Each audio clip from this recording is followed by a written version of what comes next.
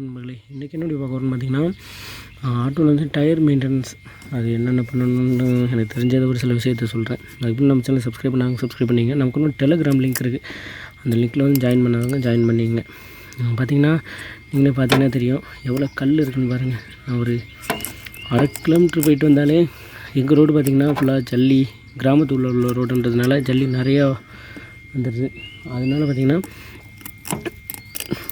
ஒரு 10 கிலோமீட்டர் போயிட்டு வந்தாலே உங்களுக்கு கல் ஏறிடுது. நான் என்ன பண்ணுறேன்னா அதனால் டெய்லி இந்த கல் எடுத்துக்கிட்டு இருக்கேன். டவுனில் இருக்கவங்களுக்கு கூட கல் அந்தளவுக்கு இருக்காது. எனக்கு ரொம்ப அநியாயத்துக்கு ஒரு வாரத்துக்கு ஃபுல்லாக ஆகிடுது டயர்லேயே. 2 நாள் பார்க்க விட்டாலே இவ்வளோ கல்ன்றது. நான் நேற்றும் இன்றைக்கே எடுக்கலை, நேற்றும் முந்தா நாளும் எடுக்கலை. பாருங்கள் எவ்வளோ கல் இருக்குதுன்னு தெரியுதா. இந்த கல்லை எடுத்துங்க. அது மாதிரி ஏர் ப்ரெஷரும் கரெக்டாக மெயின்டைன் பண்ணுங்கள். இன்னொரு விஷயம் பார்த்திங்கன்னா, இந்த டயரில் எவ்வளோ காற்று வைக்கிறீங்களோ அதே மாதிரி தான் ஆப்போசிட் டயர்லேயும் வைக்கணும். 2 டயர்லையும் அன்ஈவனாக இருந்துச்சுன்னா இதில் 30 அதில் 40 அந்த மாதிரிலாம் வச்சுருந்திங்கன்னா டயர் வந்து தேய்மானம் ஆகிறதுக்கு நிறைய வாய்ப்பு இருக்குது. அதுமாரி பேரிங் வந்து கரெக்டாக செக் பண்ணுங்கள். பேரிங் ப்ராப்ளம் ஆச்சுன்னா என்ன ஒன்றா டயர் வந்து மேடு பள்ளமாக அடி வாங்கும். அதுமாரி ஸ்டே புஷன் சொல்லுவாங்க. ஆட்டோவில் வந்திங்கன்னா ஸ்டே புஷன் இருக்கும். நம்ம இது பார்த்திங்கன்னா அப்பே ஆட்டோ, இதில் ஸ்டே புஷன் ஒன்று இருக்கும். அது போயிருந்தாலும் இந்தமாரி அடி வாங்கும். ஒன் சைடாக அதாவது மேடு பள்ளமாக அடி வாங்கும்.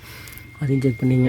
இதெல்லாம் அந்த கல்லெல்லாம் எடுத்துருங்க. அதாவது இந்த வீடியோ சொல்லணும்னு நினச்சேன். அந்த வீடியோ பிடிச்சது லைக், நம்ம சேனல் மறக்காம சப்ஸ்கிரைப் பண்ணுங்கள். நம்ம டெலிகிராம் லிங்க்கில் ஜாயின் பண்ணிங்க. தேங்க்ஸ் ஃபார் வாட்சிங்.